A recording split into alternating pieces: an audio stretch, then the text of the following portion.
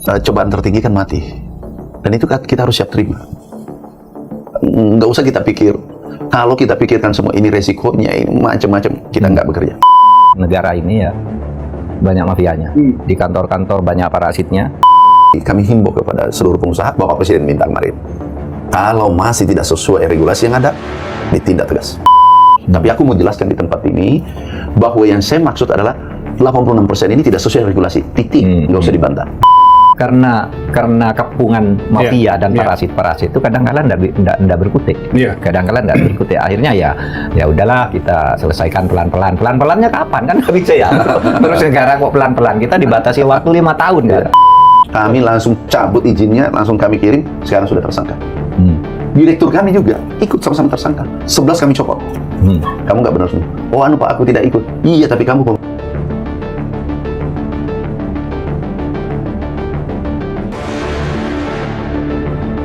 Kali ini saya mengundang seorang narasumber khusus dalam forum ini.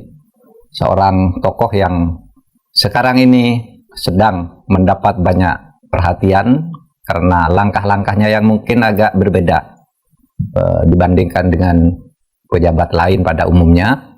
Artinya ada yang khas yang bisa kita lihat. Saya ucapkan terima kasih kepada Bapak Menteri Pertanian, Bapak Andi Amran Sulaiman, yang sudah berada di studio saat ini. Sebagai sesama anak bangsa yang cinta negeri ini, kami akan berdiskusi. Saya sering berdiskusi sebenarnya dengan Pak Menteri ini. Ketika pada periode pertama pemerintahan Pak Jokowi dulu, saya melihat langkah-langkahnya sangat berani, sangat tegas. Tetapi juga saya tahu, karena saya juga pernah di kabinet, tidak mudah. Hambatan-hambatan dari dalam, dari atas, dari bawah, dari samping, kanan, kiri, banyak sekali, sehingga kami sering atau pernah berdiskusi diam-diam tentang apa sih yang sebenarnya terjadi di negeri ini. Beliau suka belak-belakan seperti saya. Sekarang saya akan berbicara tentang banyak hal, antara lain yang sekarang sedang ramai ini tentang mafia pangan dan tentu mafia hukum. Karena ada saya di sini, akan nambah cerita yang bagus ini, bagus bagi pembangunan bangsa. Baiklah, seperti biasa, mari kita mulai. Mas Rizal, silakan mau tanya apa ke saya dan terutama kepada Pak Menteri Amran Sulaiman. Terima kasih Mahfud, Pak Amran, Pak Menteri, selamat Pak. Selamat pagi, semoga sudah hadir di studio kita. Pagi-pagi sudah hadir di studio kita. Audiens sekalian, pemirsa sekalian, ini adalah episode istimewa karena terus terang mempertemukan dua tukang gebuk di pemerintahan. Yang satu baru selesai periode lalu menjadi Menko Polhukam, yang sekarang sedang menjabat dan menggebuk kiri kanan. Depan, atas, bawah juga digebuk. Dulu beliau sudah pernah menjadi menteri di periode pertama Pak Jokowi, lalu di 1 tahun terakhir periode kedua dipilih lagi menjadi Menteri Pertanian, Pak Amran Sulaiman. Pak, makasih sekali lagi Pak Amran. Pak Amran, saya baru tahu kalau tadi Pak Mahfud memberikan openingnya itu ternyata Anda berdua sering diskusi, sering curhat, sesama algojo. ketemu di bandara pun Salivan gitu, kalau salaman berbisik juga. Ketemu kimiawinya Pak Amran ya? Ketemu. Iya. Dulu waktu pertama ya, demi bangsa. Waktu pertama beliau jadi menteri, saya sudah berhenti jadi ketua MK. Kami ngobrol berdua betapa negara ini ya banyak mafianya. Di kantor-kantor banyak parasitnya. Terus di negara ini secara keseluruhan mafianya luar biasa. Ya. Mahfud, Pak Amran, saya mau agak fokus ke mafia pangan, Pak.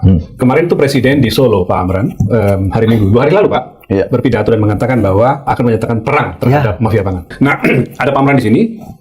Dalam 9 bulan Anda bekerja, Pak, atau bahkan kita tarik sebelumnya, ya 5 tahun Anda di periode Pak Jokowi, seberapa bahaya dan seberapa mengganggu mafia pangan itu, Pak? Sebenarnya ya, kalau saya biasa aja menghadapi, ilah saja. Jangan pernah merasa terganggu. Kita menjalankan saja sesuai undang-undang. Kalau kami beragama Islam sesuai Al-Quran, Sunnah Rasul, selesai. Tapi ikan berbahaya sekali tuh Pak, praktiknya yang dilakukan oleh mereka itu. Cobaan tertinggi kan mati, dan itu kita harus siap terima. Nggak usah kita pikir, kalau kita pikirkan semua ini resikonya, macam-macam, kita nggak bekerja. Nah, kebetulan sebelum ini Bapak Presiden pidato, kami diskusi bersama Pak Kapolri. Pak Kapolri setuju. Tindak lanjuti. Pak Jaksagung luar biasa tegas. Pak Jaksagung, kami diskusi berdua, Pak ada gini-gini, enggak, tindak lanjuti. Pasti Presiden setuju. Begitu pidato kemarin di Klaten, benar bahwa Presiden sangat setuju tindak lanjuti karena ini menyangkut hajat hidup orang banyak. Ini ruang ekonomi orang kecil. Jangan kalau saya kalau ada konglomerat, aku siapkan karpet merah.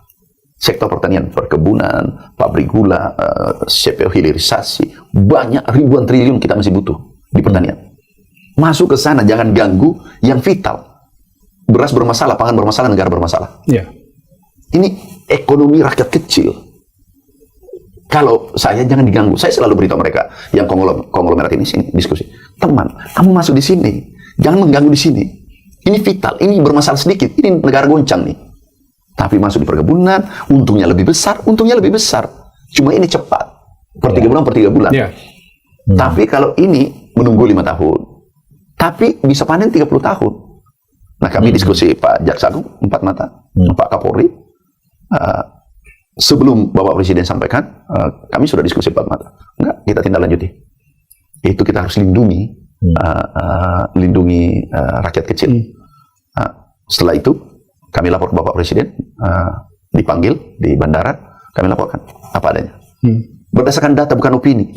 Jadi nggak usah dipolemikkan. Ini adalah tidak sesuai standar regulasi yang ada, titik. Karena nggak usah diberi oplosan ini, kemudian beras curah ini. Ini ada, aku lihat, nggak usah lah.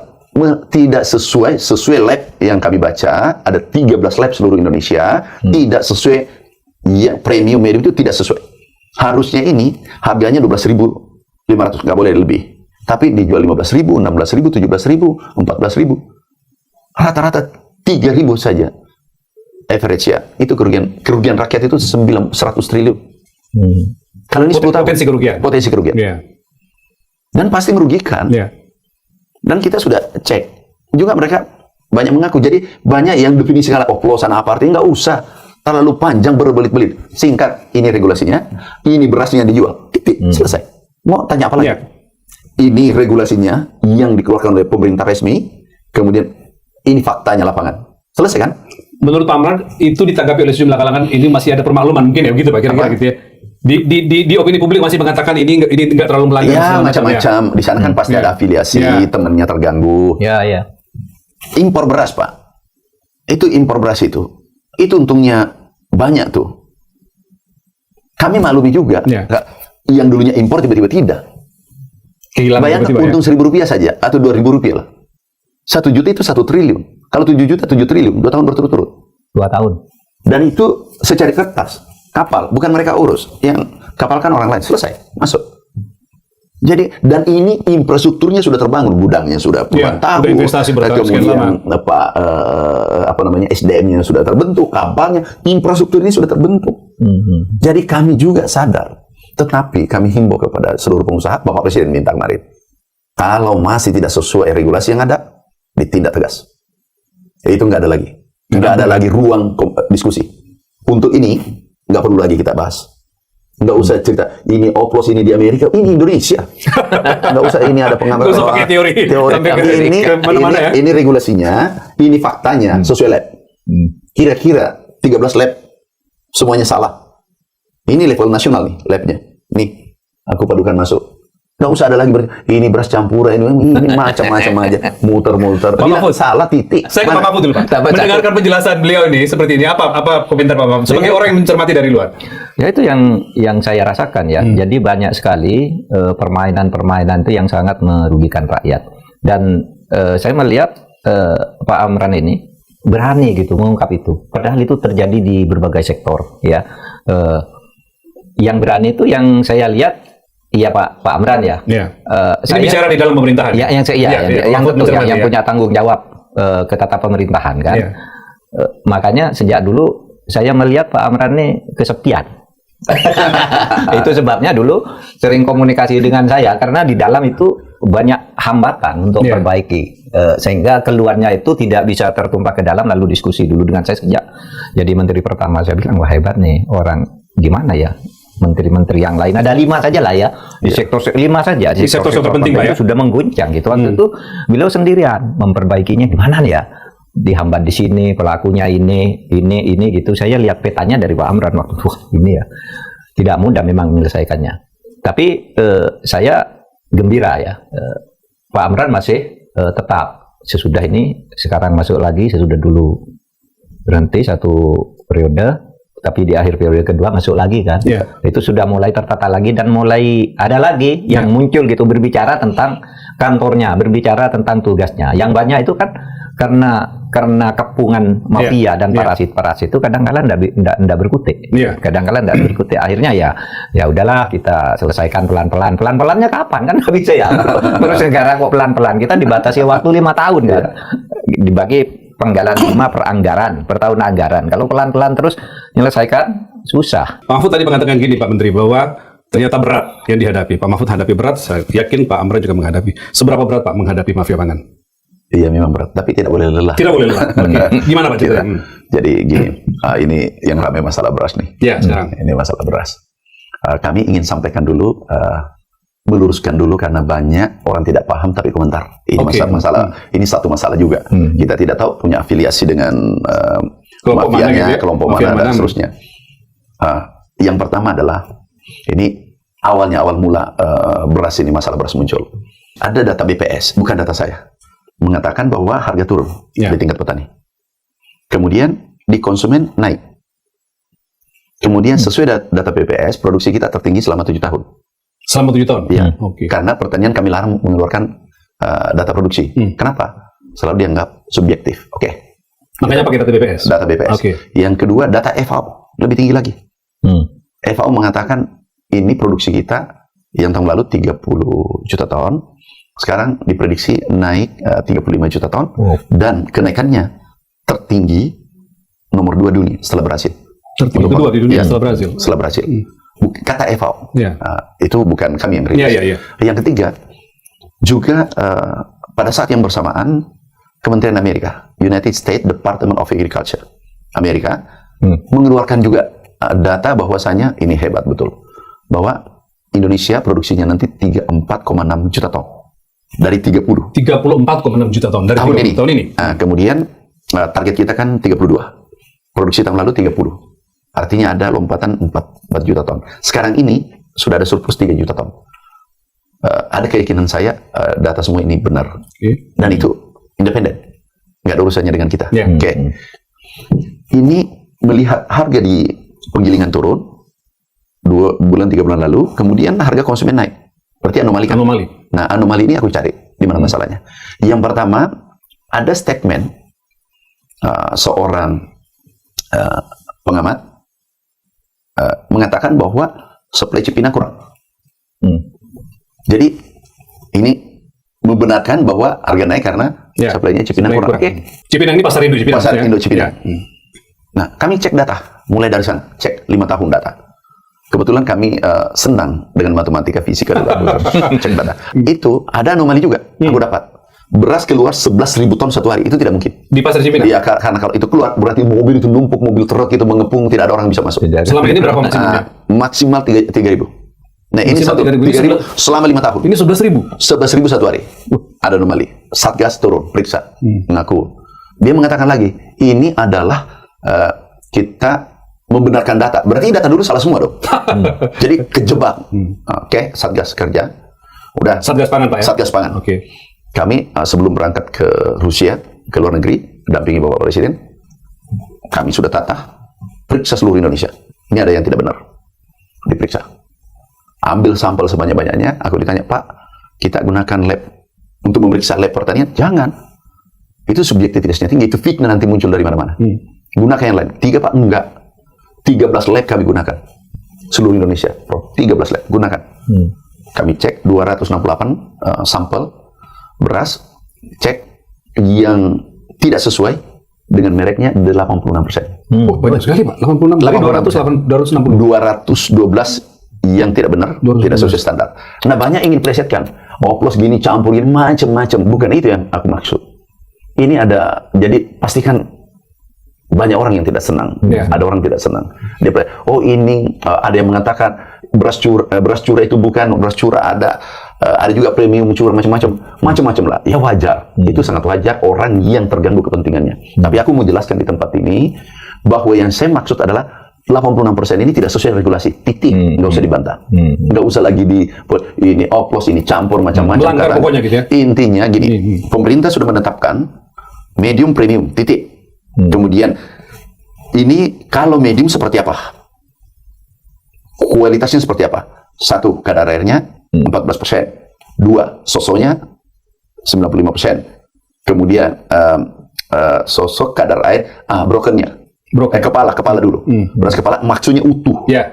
Itu kalau medium itu 75%.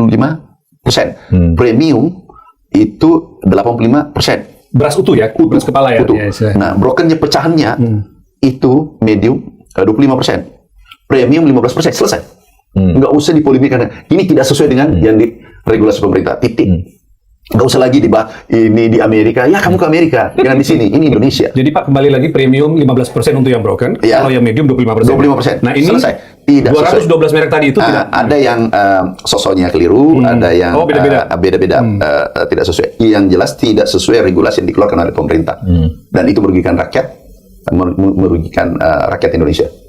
Kalau yang dirugikan menengah ke atas, kalau Rp1.000 nggak masalah, Rp10.000. Ya, betul. Tapi kalau ini yang berada di garis kemiskinan, saudara kita yang numpang, yang kos-kosan, yang di bawah jembatan, yang tinggal di hutan, apa pernah pikirkan? Yang tidak menghasilkan padi. Dan aku pernah berada di sana, 36 tahun aku miskin. Miskin ekstrim. Jadi saya mampu merasakan apa dirasakan saudara kita yang susah. Dan aku tidak mau selama kami masih di pemerintahan, kami tidak ingin menzolimi mereka. Sekarang yang 212 ini sedang berproses Pak? Sudah diperiksa. Pertama itu tanggal 10 mulai diperiksa, ada 10. Pemeriksanya itu pemeriksaan di aparat penegak hukum. Sudah kami kirim ke Pak Kapolri, kami kirim ke Pak Jaksa Agung, langsung kami kirim tertulis. Jadi sekarang kita tinggal kawal bersama. Kemudian tanggal 10 diperiksa mereka menurut laporan, tapi ini lisan mengaku. Alasannya cuma satu, cari keuntungan lebih banyak. Dan bisa bayangkan, nih kita bandingkan ya petani, karena aku petani nih, saya bertani. Petani itu untung 1 kilo Rp1.500 sampai 2.000 per kilo, bekerja 4 bulan. 4 bulan. Dengan uang pinjaman, dengan uang berbunga, dari tengkulak macam-macam. Terus yang hanya menggiling, memindahkan, cuma memoles, packaging diperbaiki, untung 3.000 per kilo, 2.000. Adilkah ini? 2 kali lipat dari ini tidak adil. Ini tidak adil. Ini pasti tidak sesuai Pancasila, tidak ada keadilan di sana, tidak ada perikemanusiaan di sana. Kemudian ketuhanan mungkin ketuhanannya jadi ada 5 kan jadi ketuhanannya agak kurang, kemanusiaannya mana ada perikemanusiaan bisa. Kemudian mana kita bisa bersatu kalau ini menikmati dengan cara yang tidak benar Republik ini baru kita tertindas, pasti tidak bisa bersatu. Musyawarah mufakat nggak ada keadilan. Artinya 5 sila. Kalau yang saya nih Pak Prof Mapu yang tahu. Kalau saya mana ada sesuai di Pancasila kita. Saya betapa bersyukurnya petani dengan menteri seperti ini Pak. Iya dong. Iya. Makanya saya katakan gimana ya, kalau kan menteri itu kalau ide konstitusi yang dulu didiskusikan, yang paling menentukan itu kan sebenarnya para menteri, karena menteri itu bukan pejabat tinggi biasa, tapi betul-betul pejabat negara yang akan menentukan di sektornya masing-masing. Kalau presidennya udah tegas, ya bawahnya harus dong seperti itu. Dan saya percaya bahwa Pak Prabowo punya keinginan seperti itu, tapi memang karena sudah terlalu lama kerusakan itu memang harus ditata pelan-pelan. Bayangkan sekarang hampir di semua sektor itu mafianya ada Pak. Apa saja coba Anda sebut, atau di kantor mana saja gitu. Di kantor Pak Mahfud dulu menyaksikan itu di kantor mana saja. Kan saya dapat laporan di kantor ini, kantor semuanya banyak mafianya. Ketika kita udah bicara di atas begitu, nanti di bawah nggak jalan. Di tingkat daerah, di tingkat kabupaten dan macam-macam, selalu ada backingnya dari aparat gitu. Dan itu sebabnya maka menjadi sulit. Perlu saya kira di pucuk-pucuk kepemimpinan setiap institusi itulah yang harus berani, harus tegas, karena di bawah itu biasanya takut gitu. Misalnya taruhlah kemarin kasus nikel ya Harvey Mois itu yang dihukum sangat ringan gitu. Timah Pak. Timah ya, dihukum sangat ringan kan waktu itu. Begitu presiden marah, Pak Jaksa Agung berani enggak? Kok masa cuma dihukum segitu? Korupsinya 300 triliun hanya dihukum sekian gitu. Bisa enggak dihukum mati? Di depan publik kan. Bisa dihukum mati atau 5 tahun, 50 tahun lah katanya. Lagi pidato itu Pak. Lagi pidato kan. Lalu Pak Presiden siap gitu. Besoknya naik hukumannya. Jadi maksimal tidak mungkin dihukum mati, tidak mungkin 50 tahun, maksimal 20 tahun. Langsung dikasih 20. Semuanya takut loh kalau pimpinan itu sudah ngatakan gitu. Nah, oleh sebab itu Ya mudah-mudahan nih sudah ada laporan ke Kejaksaan Agung, laporan ke Polri. Terkadang terus terang, banyak macet di sana. Banyak macet justru di aparat penegak hukum. Di aparat penegak hukum. Kalau ini pengalaman Pak Mahfud ya? Iya, pengalaman. Ini berbagi nih. Iya. Terkadang perkara yang sudah jalan tuh saling pingpong tuh, Pak. Jaksa polisi kata jaksa kurang, katanya kurang gitu. Terkadang perkara juga hilang. Karena apa? Karena saya dulu memimpin sebuah sistem monitoring pelaporan perkara, Pak. Iya. Jadi perkara ini kalau dilaporkan tanggal sekian, ini masuknya bulan sekian sampai apa, Kadang-kadang banyak yang hilang nih. Loh, ini kemana perkara yang dulu masuk kok nggak sampai ke sini? Ke tengah aja nggak sampai, apalagi ke ujung. Nah, ini yang dulu kita sistem pelaporan informasi tindak pidana terpadu itu. Nah, itu saya tahu dari situ, permainannya gila ini. Sudah mau diselesaikan lewat IT agar jelas tindakannya. Nah, masuk yang saya berharap ini laporan-laporan Pak Menteri ini, Pak Amran, ya supaya Kejaksaan Agung, kepolisian itu terus kalau sudah jelas indikasinya segera aja ditindak. Rakyat pasti akan senang kok begitu. Pak Amran, Pak Mahfud tadi mengatakan dan juga kita lah publik menyaksikan Bapak itu, ya itu tadi sendiri bekerja maksimal seperti sekarang itu dengan melakukan penegakan tegas dan segala macam. Tetapi kan Pak Amran itu di backup sangat kuat oleh Presiden, Pak. Kalau kita lihat pidato-pidato Presiden itu sangat concern pada sektor yang Anda pimpin. Seberapa jauh selama 9 bulan ini Pak Amran merasakan atmosfer dukungan dari Presiden, tapi kemudian lingkungannya seperti apa itu memberikan? Jadi gini, Pak. Sekarang saya nggak kesepian lagi. Oke. Kami masih ingat pada saat ada masalah pupuk, minyak goreng. Macam-macam di Kementerian Pertanian. Ada 27 waktu itu yang bukan lagi oplos, palsu. Pupuk palsu ada 5, merugikan petani 3,2 triliun. Kita mereka hitung bersama. Ayo hitung kerugian petani. Kami lapor ke Bapak Presiden. Satu kata Bapak Presiden, gaspol, lanjutkan. Gaspol. Udah. Jadi kami nggak kesepian. Tentu dibantu dengan teman-teman. Kami tidak boleh pungkiri bahwa kami tidak mungkin kerja sendiri. Teman-teman Menteri Perdagangan baik Menko Pangan bantu kami. Kami sukses itu atau ingin menyelesaikan masalah tidak mungkin diselesaikan sendiri. Tentu dengan tim yang kuat. Teman-teman bantu. Nah, sekarang kita awalnya pupuk itu ribetnya 145 regulasi yang mengikat. 145 regulasi. 12 menteri yang harus ketahui baru bisa dikirim ke petani. Gubernur adalah 38. Harus tanda tangan, bukan tanda tangan, baru sampai. Kemudian 514, kalau tidak salah 500 lebih bupati tanda tangan. Hebatnya Bapak Presiden, luar biasa beliau, sangat kagum. 4, 5, 6 perpres terbit sekarang ini. Pupuk, kalau kami keliling, bulan pertama keliling di seluruh Indonesia, kami dihujat petani, tonnya tunggal, pupuk sulit. Sekarang alhamdulillah, kemarin saja masih ditanya, alhamdulillah sudah tenang. Dipangkas langsung dari Kementerian Pertanian, pabrik ke petani, bisa bayangkan. Dan ini berkontribusi menaikkan produksi, petani bahagia.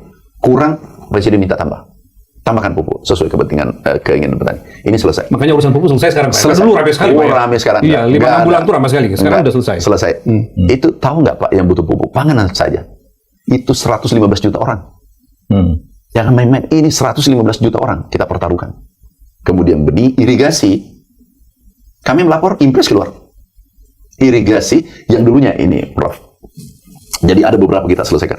Irigasi itu kabupaten itu tersier, kemudian yang di tengahnya diselesaikan provinsi, sekunder, primernya pusat. Kalau pusat punya anggaran, kabupaten, provinsi tidak punya anggaran, berarti kan tidak tembus. Kan ini irigasi satu kesatuan. Terputus berarti ya? Terputus kan? Nah, setelah kabupaten punya uang, ini sudah rusak. Dampaknya apa?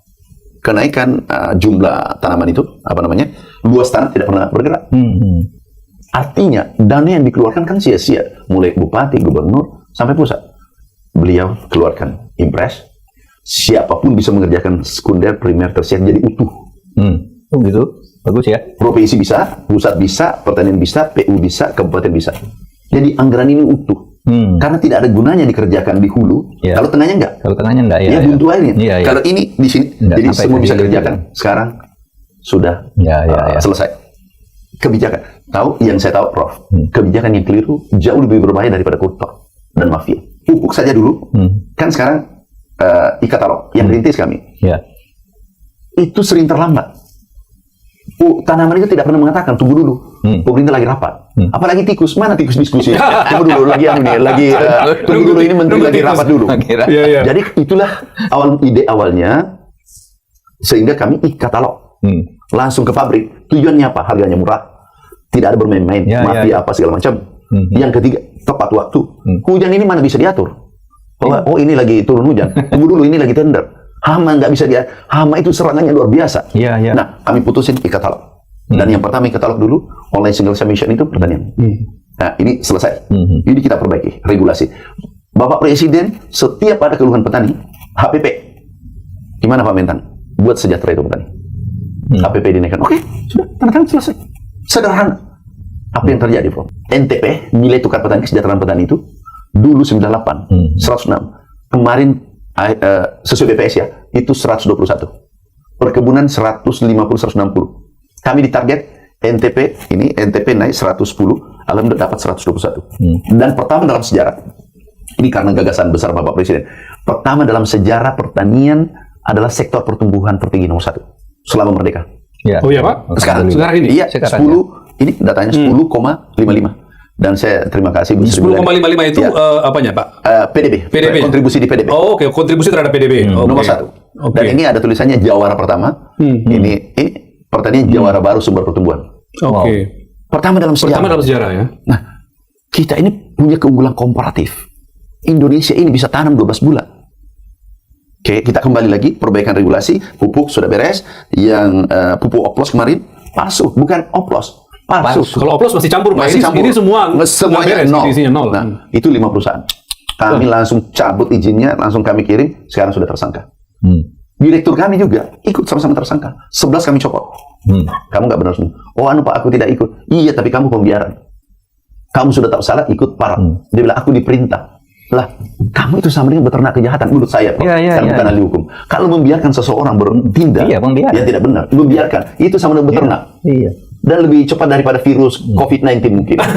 Nah, ini kami cegat. Jadi dari dalam kami hukum, yang di bawah saya aku copot, ada direktur tersangka, ada eselon 3, minta fee 27 miliar, terrealisasi 10 miliar.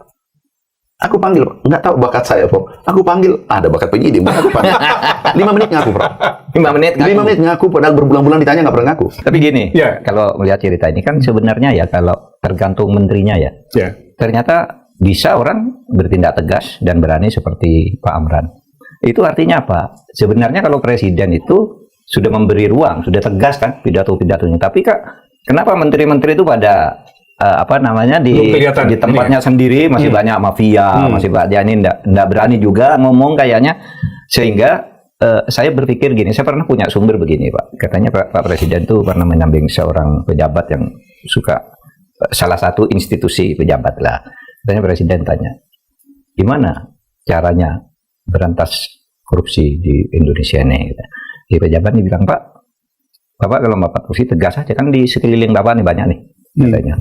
Terus gimana caranya tindak? Terus, ya sudah tindak katanya. Mana laporannya gitu? Bilang ke salah seorang pejabat, gitu kan? Tindak. Tapi ini Pak, indikasinya orang tindak katanya. Gitu. Artinya tegas. Dan akhir-akhir ini Pak Amran, saya suka kalau ke kampus-kampus itu semacam menjadi diseminator ya, bukunya Pak Prabowo, Paradoks Indonesia. Paradoks Nah itu kan pandangan Pak Prabowo yang segas tentang bagaimana potret Indonesia sekarang ini, apa masalahnya, dulu bagaimana, kita mau menuju kemana. Nah, tetapi penerjemahannya di tingkat kabinet ini nampaknya masih banyak yang ragu, banyak yang gamang. Menurut saya, ya karena banyak diganggu oleh parasit-parasit, oleh mafia-mafia, bahkan juga mungkin tersandra gitu. Sehingga saya melihat kenapa kok agak lambat ini penanganan ini. Ya saya berspekulasi, mudah-mudahan benar gitu. Ini Pak Prabowo kan lagi nata nih. Ini letakkan sini dulu nih di sini. Ada menteri kayak Pak Amran begini, ada menteri kayak begini gitu ya. Ini ditutup pintunya. Apa caturnya lagi ditata? Ini tutup pintunya dulu nih, kasih pintu dulu. Sehingga pada saatnya mungkin nanti gebrakannya, saya berharap akan terjadi. Karena saya menangkap semangat dari buku itu. Saya ke kampus-kampus bicara itu aja. Sekarang promosi buku itu di kampus. Pertama begini, kalau saya bicara bahwa ini tulisan Pak Prabowo loh, ini bukunya. Saya tidak memfitnya. Ini Pak Prabowo kan seperti Pak Amran, data, bicara data angka. Ya kan? Angka sekian persen, ini sekian persen gitu kan. Dia selalu lengkap itu di buku itu. Sehingga saya baca buku ini, saya bilang, dan Pak Prabowo ini sudah menyatakan baca para menteri, ya waktu retret katanya supaya dibaca buku ini, lah potret Indonesia. Saya lihat, wah hebat benar loh itu pemikirannya dan arahnya gitu. Nah sehingga sekarang ya kita berharap menteri-menteri yang lain itu bisa muncul seperti Pak Amran yang speak up ya, bicara secara tegas gitu. Ya tentu orang yang begitu, orang yang pertama tidak terlalu terikat pada satu political trade-off gitu ya. Yang kedua tentu bersih gitu, bersih. Artinya tidak pernah melakukan kesalahan apapun terhadap negara ini, kan lebih mudah gitu. Sehingga nggak ada jebakan, nggak perlu dijebak oleh masalah-masalah lain. Iya. Nah sekarang pimpinan di level 2 yang langsung di bawah presiden seperti para menteri itu seharusnya ya tegas. Ini presiden sudah gitu loh. Kalau nggak percaya, nggak pernah dengar omongannya, ini bukunya. Dan itu resmi disuruh baca oleh Pak Presiden. Data pelanggaran, cara kolusi dan sebagainya itu sudah ada di buku itu. Itu makanya saya bilang, Anda kalau mengatakan ada masalah buruk yang kurang baik bagi negeri ini, pakai aja bukunya Pak Prabowo. Anda tidak akan ditangkap oleh siapapun. Misalnya Anda kok memfitnah, ini lah bukunya Pak Prabowo yang nulis, tunjukkan aja, saya bilang. Itu ini Pak Prabowo minta disuruh baca ini. Pak Mahfud, dari penjelasan Pak Amran tadi ya, yang begitu tegas dengan aturan dan tidak kompromi dengan tindakan hukum ya oleh entitas pertanian lah gitu yang melanggar gitu. Pak Mahfud membayangkan pasti ada sesuatu yang dihadapi oleh beliau kan Pak? Kendala-kendalanya, ancaman dan segala macam. Oh ya pasti. Tapi beliau kan tadi sudah katakan. Beliau tadi kan mengatakannya paling risiko mati. Risiko mati. Ancaman tertinggi itu mati bagi beliau ya? Ya pastilah Pak. Macam-macam, ada yang halus gitu Pak. Ada yang kasar gitu, ada yang teror dan sebagainya. Sudah, itu banyak. Kadang-kala kita juga dibully lewat medsos dan sebagainya. Tapi juga yang diam-diam, yang halus itu ngancam-ngancam tuh ada juga gitu. Ada yang kasar juga, tidak diam-diam juga gitu. Nah, oleh sebab itu menurut saya perlindungan dari presiden sudah pasti ya. Nah, ini penting Pak. Terhadap para pejabat itu supaya diberi perlindungan yang ini, dan itu harus dilakukan oleh aparat, oleh intel dan sebagainya. Tetapi apapun ya kita harus berani. Kalau nggak berani, nggak akan berbuat apa-apa kan? Nggak berbuat cuma enak aja, nunggu enak aja, nggak akan menghasilkan apa-apa. Karena katanya tadi ya, kalau kita nggak berani menempuh risiko, menempuh kesulitan apa gitu, ya nggak akan sukses. Saya kira tidak hanya risiko hidup atau ancaman Pak ya, hidup mati atau ancaman, tapi juga saya kira Pak Amran dalam bekerja seperti ini kan tentu butuh biaya yang tidak sedikit Pak Amran. Saya dengar Pak Mahfud, beliau ini dari kantong pribadi keluar miliaran rupiah untuk membiayai sendiri, dan gaji sudah tidak diambil. Betul begitu? Saya dengar juga, saya dengar dari beberapa sumber Pak Amran tuh keluar uang sendiri loh gitu. Gimana Pak? Jadi gini, yang pertama dulu, sekarang sebenarnya saya tidak kesepian, ada petani saya 100 juta lebih. Iya. Itu jadi bestinya Pak Amran itu para petani Indonesia. Dan aku kadang nangis kalau ke lapangan, mereka senang. Padahal hanya pupuk dibuat lancar Bapak Presiden, ini perintah Bapak Presiden. Kemudian tidak dipersulit, hanya menggunakan KTP bisa ngambil pupuk. Dan itu puncak kebahagiaan saya. Kemudian pernah satu kali saya ke Jambi, Sumatera, daerah Sumatera. Ada ibu-ibu kesulitan ngambil pupuk, alat mesin pertanian. Ternyata ditumpuk waktu itu. Ini masih ada fotonya. Jujur, ini dia, ya? Aku nangis di situ. Sampai celananya robek-robek, ibu-ibu pakai kayu untuk tanam padi, kayu cangkul, nggak pakai traktor. Traktornya ditumpuk oleh seseorang dan seterusnya. Di situ aku nangis, saya bilang, doakan aku sehat, aku bela Anda. Jadi saya tidak kesepian sekarang. Petani tahu pupuk sudah lancar. Ini apalagi presiden kita mendukung penuh. Bukan presiden sudah dukung penuh, Komisi 4 Ibu Titi Soeharto keras sekali. Dan tidak mungkin kami bisa menyelesaikan masalah kalau sendirian, nggak mungkin. Jadi semua Bulog mendukung, PIHC mendukung, PTPN, Menteri Perdagangan, Menko Pangan, Mbak Manas. Tidak bisa kita kerja sendiri. Ini republik terlalu besar banget. Kalau kita ingin menjadi negara superpower, kita kolaborasi. Nggak ada sukses itu bergerak sendirian. Kalau parsial nggak mungkin. Ini holistik. Kesempatan emas sekarang, presiden kita luar biasa. Saya berani katakan luar biasa, Pak Prabowo. Bukan karena saya menterinya. Kami itu sportif. Beliau luar biasa. Setiap kami usulkan, ini kepentingan rakyat, itu beliau setuju. Baru kemarin di bandara, ini ada pembibitan nih. Pembibitan kakao perkebunan. Itu bisa mempekerjakan 1,5 juta orang. Dia langsung putusin di bandara. Kasih nilainya 10 triliun. Nah, kemudian kembali ini bisa mempekerjakan 1,6 juta orang. Nah, kembali yang tadi masalah gaji. Gini Pak, dulu aku miskin banget. Kalau tidur di Jakarta itu di Masjid Istiqlal.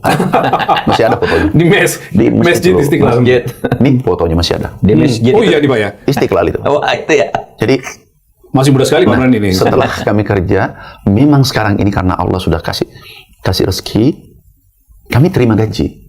Baru serahkan yatim piatu, khususnya yang dari Kementerian Pertanian, yang bapaknya meninggal, ibunya meninggal, kami sudah serahkan sejak awal. Bukan sekarang saja, dulu. Di operasional silahkan sedekahkan bagi. Sebenarnya kalau kita berpikir rasional, kami tidak ada apa-apanya. Pahlawan kita nggak ada gajinya, nggak ada motor dinas. Iya, iya. Nyawanya dia serahkan di medan perang. Nggak ada janji kecuali syahid. Sementara menjadi pejabat ada fasilitas Pak ya? Ada fasilitas. Oh, ini terlalu nikmat. Iya. Negara membuat kita terhormat segala macam. Kesempatan untuk ibadah, kesempatan untuk memberikan terbaik. Bayangkan kalau pena ini benar, itu bermanfaat untuk 286 juta orang. Tapi kalau ini salah, gimana bisa minta maaf pada 200 juta nanti baru? Kita meninggal, ibaratkan kalau bisa 5 kali hidup, meninggal, salaman belum nggak bisa selesai. Mana bisa 1000 tahun? Nah, jadi sederhana Pak, sangat sederhana. Karena kebijakan yang keliru itu sangat berbahaya. Teman-teman baik, kami tidak bukan kami kerja sendiri, bukan. Pak Zulkifli mensupport habis. Beliau statement, Ibu Titi Soeharto luar biasa statement, tindak tegas. Jadi kami tidak kesepian sekarang. Ada petani, 160 juta mendoakan. Iya. Bagaimana dengan tanggapan publik Pak Amran? Kan kita punya komunitas masyarakat sipil biasanya yang memberikan masukan atau bersuara, lalu ada juga misalnya orang-orang kampus, ada media dan segala macam. Seperti apa selama ini mereka merespon Pak Amran? Iya, wajar lah ada beda pandangan. Beda pandangan, kadang ada kritik. Yang pertama, mungkin dia tidak paham. Tadi oplos, dia tidak. Jadi pikirannya ini dicampur biasa aja. Yeah. Aku jelasin di tempat ini. Ini regulasi. Brokernya 25%, kan premium 15%. Terus di sini, tahu nggak? Aku periksa tadi subuh, ada sampai 50%. Tadi subuh nih baru. Premium, iya, premium. Premium dengan medium nggak bisa dibedakan. Ini sama aja dengan ini semua. Yang ganti adalah labelnya, packagingnya. Nih, jadi nggak usah dipolemikan. Ini yang ada sekarang di pasar. Ini labnya 13 lab, bukan 1, bukan 2, 3. Karena kami tidak mau kecolongan. Karena ini sangat sensitif. Ini melapor ke presiden jangan sembarang. Kami punya data. Jadi kami sampaikan, kami diskusi dengan Pak Kapolri. Wah, ini kalau begini ya, untuk sementara diduga salah. Pak Jaksa Agung kami langsung ketemu. Pak, ini ada gini. Sebelum kami lapor resmi. Oke, ini masalah. Pak di Rakortas dengan Pak Sub, kami lapor ini Pak ada gini. Wah, ini harus ditindak. Ini kalau orang menambah timbangan, Pak Prof ya menambah timbangan, mengurangi timbangan, mengurangi timbangan itu, itu jahat benar. Nah, ada ayatnya, ada dalilnya kan itu, iya, ya? Itu Pak Menteri Menko Pangan keluar fatwa, Ibu Titi juga. Udah, jadi saya tidak kesepian sekarang. Iya. Udah Pak, Insya Allah kalau ini baik, kan kami mulai dari hulu nih. Pupuk, alhamdulillah sudah beres, nggak ada lagi ribut. Benih, alhamdulillah. Irigasi mudah-mudahan 1-2 tahun selesai. Kemudian kemarin perkebunan yang petani tebu, kami selesaikan regulasinya, perintah presiden juga. Masalah kurnya itu maksimal 500 juta akumulasi. Setelah itu komersil. Alhamdulillah dicabut. Sekarang bebas petani. Kemudian tidak bisa mengambil pupuk set A. Ini puluhan tahun. Oke, ini dicabut. Dampak ini regulasi semua. Tahu Pak, itu 80% tanaman tebu itu tidak sesuai standar. Kita akan bongkar 3 tahun. Selama 3 tahun? 3 tahun. Ini kami target 3 tahun. Dan ini salah satu contoh begitu pedulinya presiden, seperti buku yang Bapak baca. Itu beliau, paradoks itu beliau betul-betul terapkan. Dan kami, orang mengatakan lelah. Tapi rasanya nikmat. Kenapa aku bisa berbuat untuk bangsaku? Saya mau garis bawahi nih Pak. Amran tadi mengatakan bahwa bekerja itu, memimpin itu kesempatan untuk beribadah. Pak Mahfud coba. Iya sama. Jadi begini kan memang kita diberi amanah ya untuk memimpin dan itu harus dipertanggungjawabkan. Oleh sebab itu ketika kita bisa melakukan gebrakan-gebrakan yang menyenangkan masyarakat, bahkan itu mungkin hanya berupa opini yang berlebihan ya, masyarakat senang gitu, itu sudah bahagia kita, menyenangkan masyarakat. Gitu. Oleh sebab itu harus dinikmati, kesenangan itu adalah ketika kita bisa melaksanakan tugas dengan baik, bukan kesenangan ketika kita mendapat sesuatu yang sifatnya material kan gitu. Kalau pejabat tuh mau dapat sesuatu yang sifatnya material gampang, tapi kesenangan karena merasa benar melaksanakan tugas, merasa berusaha berlaku lurus, memenuhi kewajiban gitu, itu justru kesenangan yang sesungguhnya daripada kita dapat apa dikirim, dikirim untuk apa itu semuanya Pak ya. Itu sejatinya kesenangan. Sejatinya kesenangan itu ketika kita bisa menyenangkan rakyat merasa senang karena langkah kita itu, maka kita pun menjadi lebih senang. Maka itu esensi pejabat sebenarnya. Esensi pejabat amanah itu jalankan dengan esensi itu ya. Baik. Iya. Baik, saya kira cukup Mahfud. Oke, Pak Amran. terima kasih. Terima kasih sekali Pak. Terima kasih Pak. Nanti kapan-kapan datang lagi ya. Kita akan undang komunikasi Pak. Banyak.